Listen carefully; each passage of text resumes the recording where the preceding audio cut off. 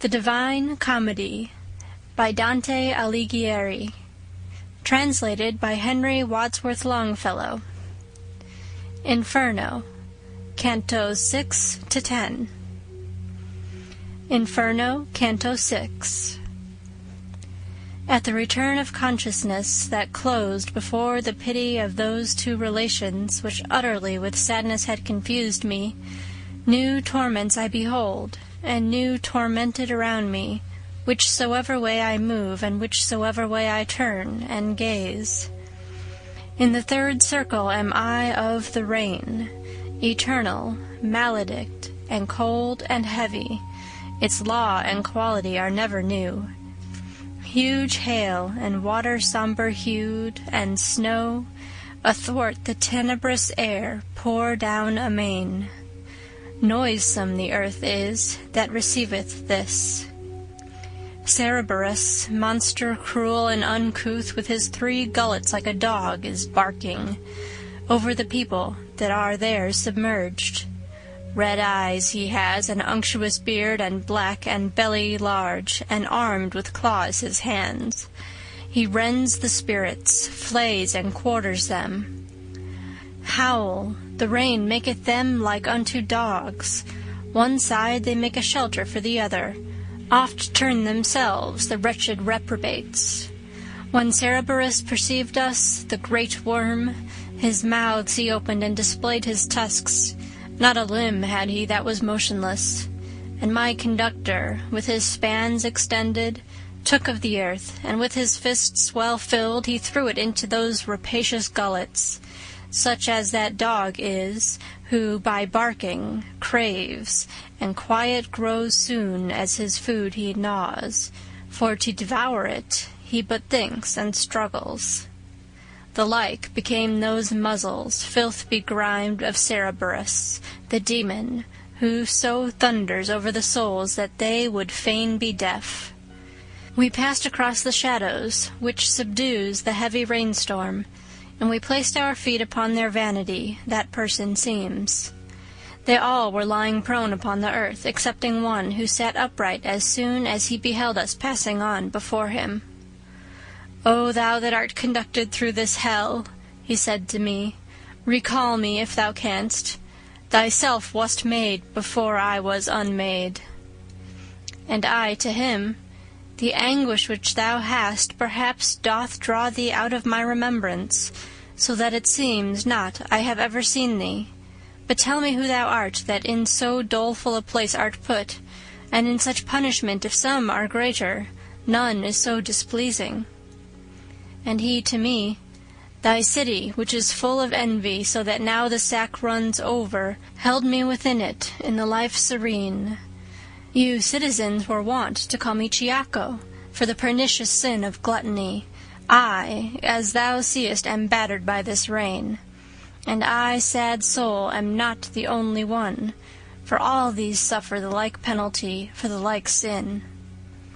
And word no more spake he. I answered him, "Chiaco, thy wretchedness weighs on me, so that it to weep invites me. But tell me, if thou knowest, to what shall come the citizens of the divided city, if any there be just, and the occasion tell me why so much discord has assailed it." And he to me, "They, after long contention, will come to bloodshed, and the rustic party will drive the other out with much offence.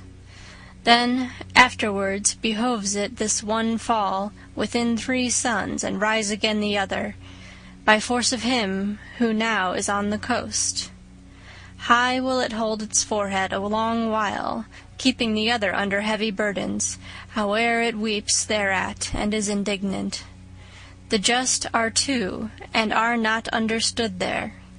Envy and arrogance and avarice are the 3 sparks that have all hearts enkindled."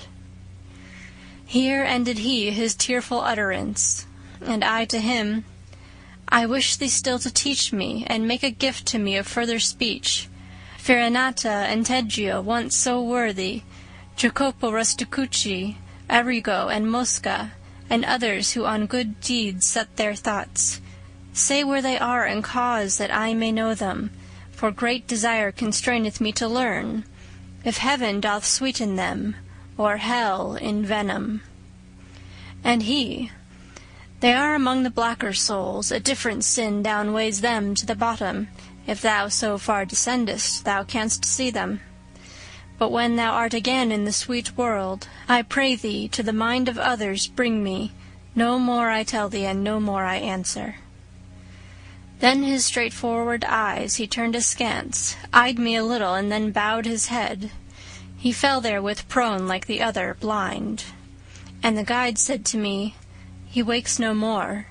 This side the sound of the angelic trumpet, one shall approach the hostile potentate, each one shall find again his dismal tomb, shall reassume his flesh and his own figure, shall hear what through eternity re-echoes.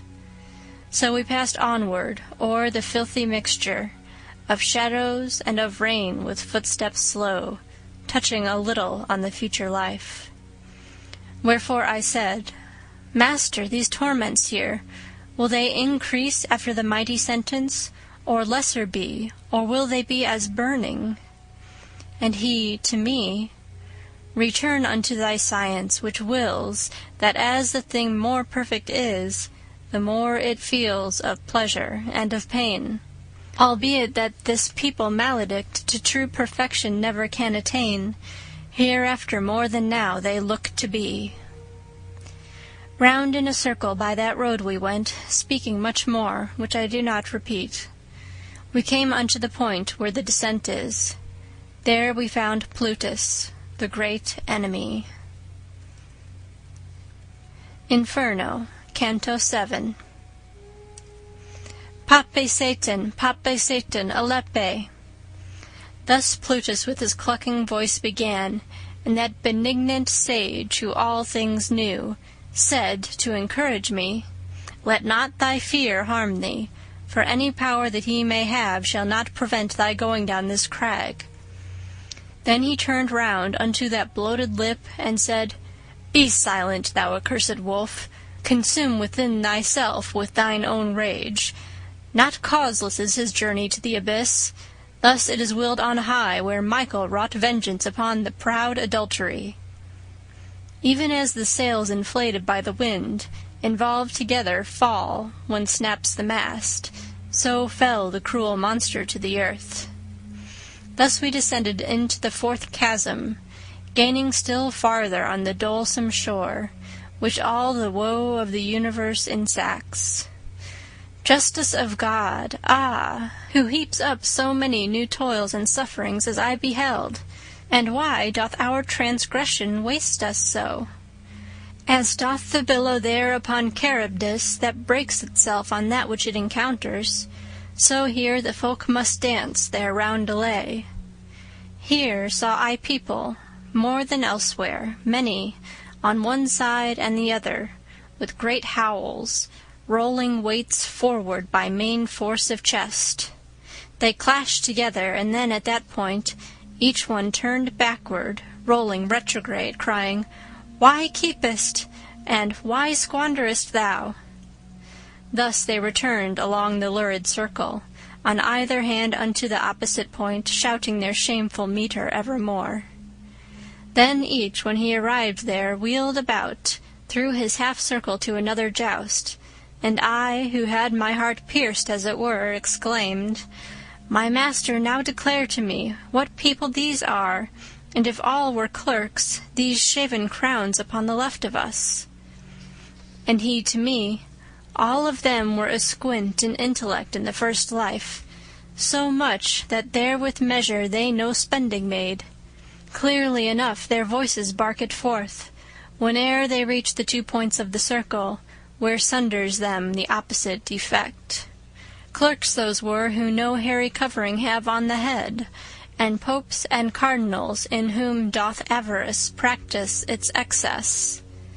And I, my master, among such as these, I ought forsooth to recognize some few who were infected with these maladies. And he to me, Vain thought thou entertainest, the undiscerning life which made them sordid, now makes them unto all discernment dim. Forever shall they come to these two buddings. These from the sepulchre shall rise again, with the fist closed, and these with tresses shorn. Ill-giving and ill-keeping the fair world have taken from them, and placed them in this scuffle, whate'er it be. No words adorn I for it. Now canst thou, son, behold the transient farce of goods that are committed unto fortune, for which the human race each other buffet. For all the gold that is beneath the moons, or ever has been, of these weary souls, could never make a single one repose. Master, I said to him, now tell me also what is this fortune which thou speakest of, that has the world's goods so within its clutches?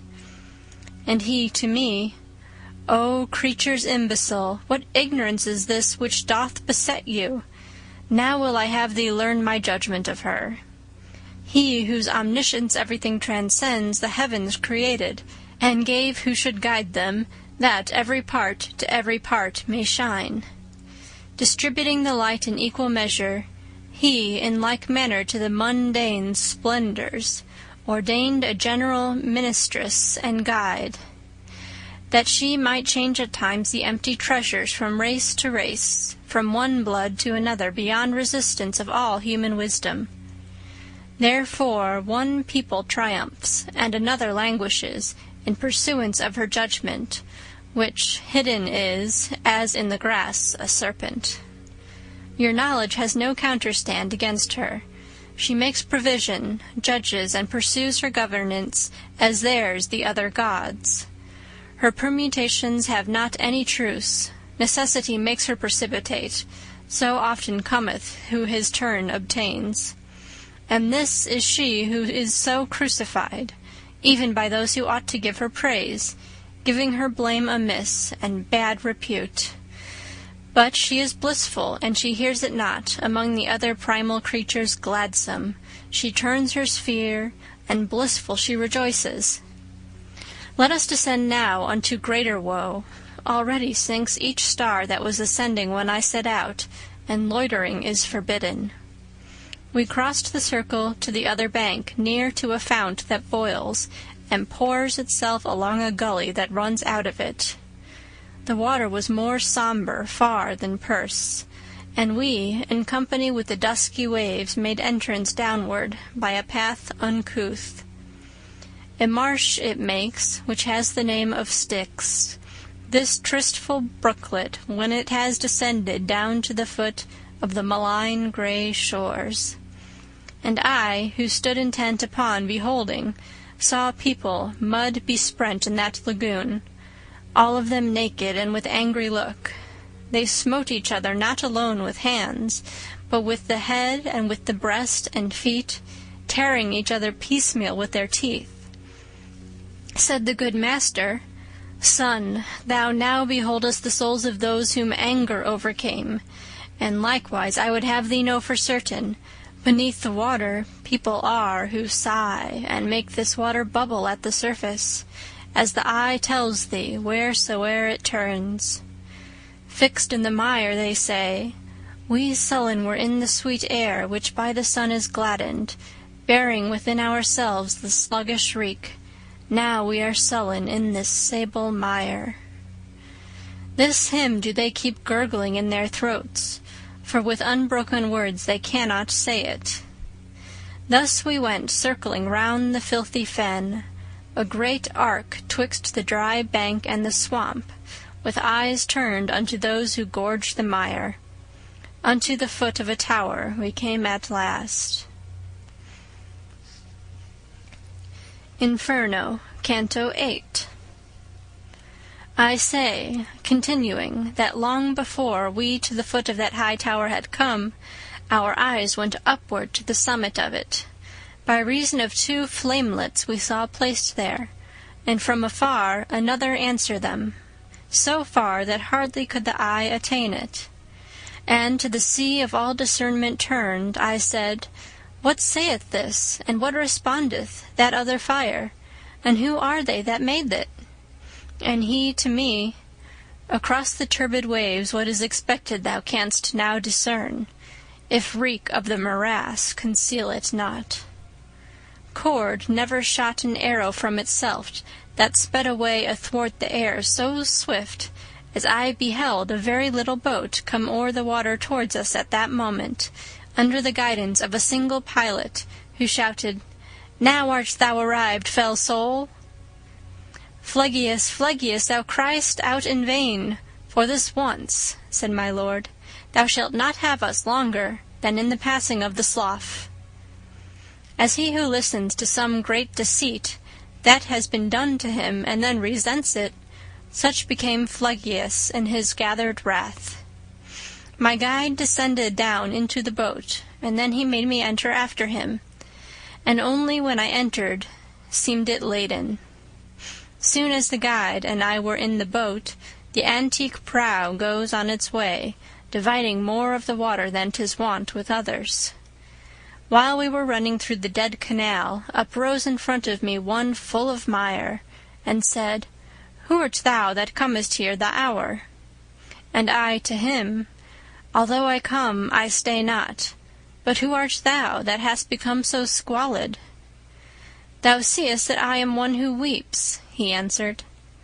And I to him, "With weeping and with wailing, thou spirit maledict, do thou remain, for thee I know, though thou art all defiled."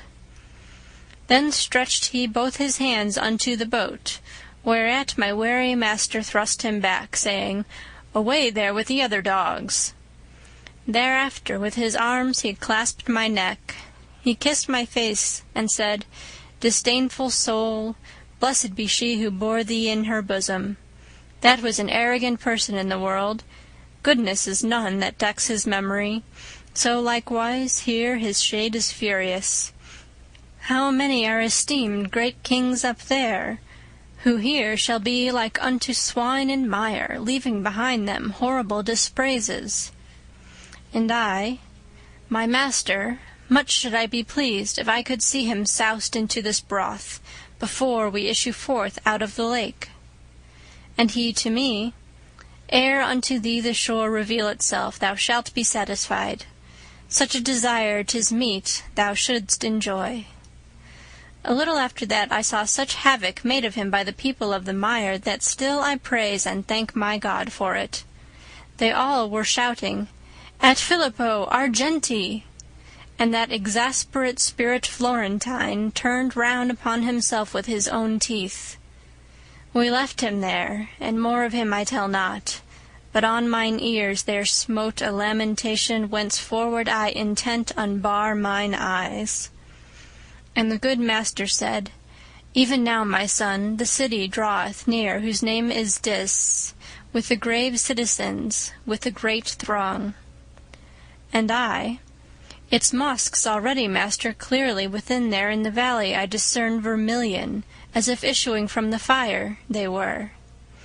And he to me, "The fire eternal that kindles them within makes them look red, as thou beholdest in this nether hell." Then we arrived within the moats profound that circumvallate that disconsolate city. The walls appeared to me to be of iron. Not without making first a circuit wide, we came unto a place where loud the pilot cried out to us, "Debark, here is the entrance." More than 1,000 at the gates I saw, out of the heavens rain down, who angrily were saying, "Who is this that without death goes through the kingdom of the people dead?" And my sagacious master made a sign of wishing secretly to speak with them. A little then they quelled their great disdain, and said, "Come thou alone, and he be gone who has so boldly entered these dominions. Let him return alone by his mad road. Try if he can, for thou shalt here remain, who hast escorted him through such dark regions." Think, reader, if I was discomforted at utterance of the accursed words, for never to return here I believed.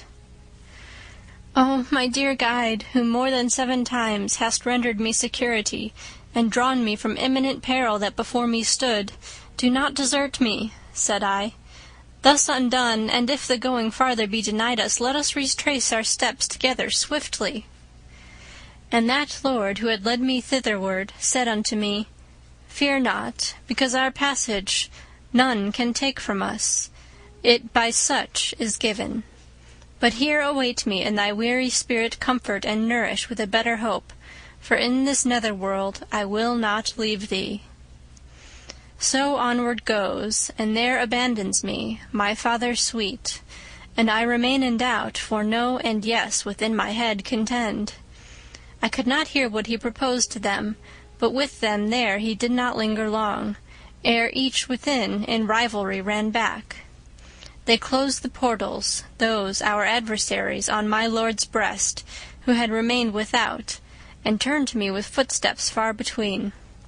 His eyes cast down, his forehead shorn had he of all its boldness, and he said with sighs, Who has denied to me the dolesome houses? And unto me, Thou, because I am angry, fear not, for I will conquer in the trial, whatever for defense within be planned. This arrogance of theirs is nothing new, for once they used it at less secret gate, which finds itself without a fastening still. O'er it didst thou behold the dead inscription, and now this side of it descends the steep, passing across the circles without escort, one by whose means the city shall be opened. Inferno, Canto 9. That hue which cowardice brought out on me, beholding my conductor backward turn, sooner repressed within him his new colour. He stopped attentive like a man who listens, because the eye could not conduct him far through the black air and through the heavy fog. Still it behoveth us to win the fight, began he. Else, such offered us herself, oh, how I long that someone here arrive. Well I perceived, as soon as the beginning he covered up with what came afterward, that they were words quite different from the first.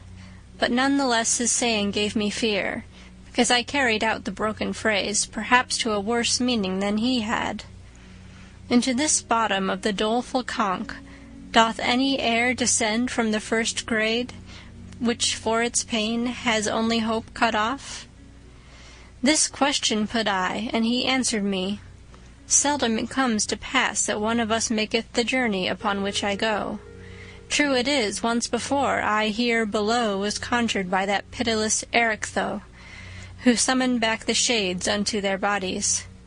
Naked of me short while the flesh had been, before within that wall she made me enter, to bring a spirit from the circle of Judas.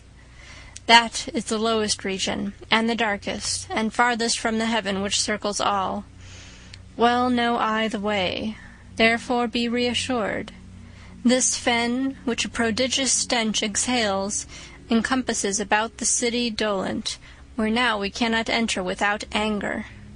And more he said, but not in mind I have it, because mine eye had altogether drawn me towards the high tower with the red flaming summit, where in a moment saw I swift uprisen the three infernal furies, stained with blood, who had the limbs of women in their mien, and with the greenest hydras were begirt. Small serpents and cerastus were their tresses, wherewith their horrid temples were entwined. And he, who well the handmaids of the Queen of everlasting lamentation knew, said unto me, Behold the fierce Erinys. This is Megara, on the left-hand side, she who is weeping on the right, Alecto. Tisiphone is between. And then was silent. Each one her breast was rending with her nails, that beat them with their palms, and cried so loud that I for dread pressed close unto the poet. Medusa, come, so we to stone will change him, all shouted, looking down. In evil hour avenge we not on Theseus his assault. Turn thyself round, and keep thine eyes close shut, for if the Gorgon appear, and thou shouldst see it, no more returning upward would there be. Thus said the master, and he turned me round himself, and trusted not unto my hands so far as not to blind me with his own. O ye who have undistempered intellects, observe the doctrine that conceals itself beneath the veil of the mysterious verse. And now there came across the turbid waves the clangor of a sound with terror fraught, because of which both of the margins trembled. Not otherwise it was than of a wind, impetuous on account of adverse heats, that smites the forest, and, without restraint, the branches rends, beats down, and bears away. Right onward, laden with dust, it goes, superb, and puts to flight the wild beasts and the shepherds. Mine eyes he loosed, and said, Direct the nerve of vision now along that ancient foam, there yonder where that smoke is most intense. Even as the frogs before the hostile serpent across the water scatter all abroad, until each one is huddled in the earth. More than 1,000 ruined souls I saw, thus fleeing from before one who on foot was passing o'er the Styx with souls unwet. Far off his face he fanned that unctuous air, waving his left hand oft in front of him, and only with that anguish seemed he weary. Well I perceived one sent from heaven was he, and to the master turned, and he made sign that I should quiet stand and bow before him. Ah, how disdainful he appeared to me! He reached the gate, and with a little nod he opened it, for there was no resistance. "O banished out of heaven, people despised!" Thus he began upon the horrid threshold. "Whence is this arrogance within you couched? Wherefore recalcitrate against that will from which the end can never be cut off, and which has many times increased your pain? What helpeth it to butt against your fates? Your Cerberus, if you remember well, for that still bears his chin and gullet peeled." Then he returned along the miry road, and spake no word to us, but had the look of one whom other care constrains and goads, than that of him who in his presence is. And we our feet directed towards the city, after those holy words, all confident. Within we entered without any contest, and I, whose inclination had to see what the condition such a fortress holds, soon as I was within, cast round mine eye, and see on every hand an ample plain, full of distress and torment terrible. Even as at Arles, where stagnant grows the Rhone, even as at Pola, near to the Quarnaro, that shuts in Italy and bathes its borders, the sepulchres made all the place uneven, so likewise did they there on every side, saying that there the manner was more bitter. For flames between the sepulchres were scattered, by which they so intensely heated were, that iron more so asks not any art. All of their coverings uplifted were, and from them issued forth such dire laments, soothed seemed they of the wretched and tormented. And I, "My master, what are all those people who, having sepulture within those tombs, make themselves audible by doleful sighs?" And he to me, "Here are the heresiarchs, with their disciples of all sects, and much more than thou thinkest, laden are the tombs. Here, like together with its like, is buried, and more and less the monuments are heated." And when he to the right had turned, we passed between the torments and high parapets.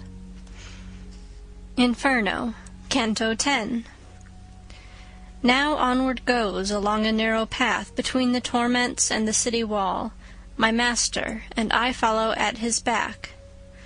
"O power supreme, that through these impious circles turnest me," I began, "as pleases thee speak to me, and my longing satisfy. The people who are lying in these tombs, might they be seen? Already are uplifted the covers all, and no one keepeth guard." And he to me, "They all will be closed up when, from Jehoshaphat, they shall return here with the bodies they have left above. Their cemetery have upon this side with Epicurus all his followers, who with the body mortal make the soul. But in the question thou dost put to me, within here shalt thou soon be satisfied, and likewise in the wish thou keepest silent." And I, "Good leader, I but keep concealed from thee my heart, that I may speak the less, nor only now hast thou thereto disposed me. O Tuscan, thou who through the city of fire goest alive, thou speaking modestly, be pleased to stay thy footsteps in this place. Thy mode of speaking maketh thee manifest, a native of that noble fatherland, to which perhaps I too molestful was. Upon a sudden issued forth this sound, from out of one of the tombs, wherefore I pressed, fearing, a little nearer to my leader. And unto me he said, Turn thee, what dost thou? Behold there fair Anata, who has risen from the waist upwards, wholly shalt thou see him. I had already fixed mine eyes on his, and he uprose, erect with breast and front, even as if hell he had in great despite. And with courageous hands and prompt, my leader thrust me between the sepulchres towards him, exclaiming, Let thy words explicit be. As soon as I was at the foot of the tomb, somewhat he eyed me, and, as if disdainful, then asked of me, Who were thine ancestors? I, who desirous of obeying was, concealed it not, but all revealed to him, whereat he raised his brows a little upward. Then he said, Fiercely adverse have they been to me, and to my fathers in my party, so that too several times I scattered them. If they were banished, they returned on all sides, I answered him, the first time and the second, but yours have not acquired that art aright. Then there uprose upon the sight, uncovered, down to the chin, a shadow at his side.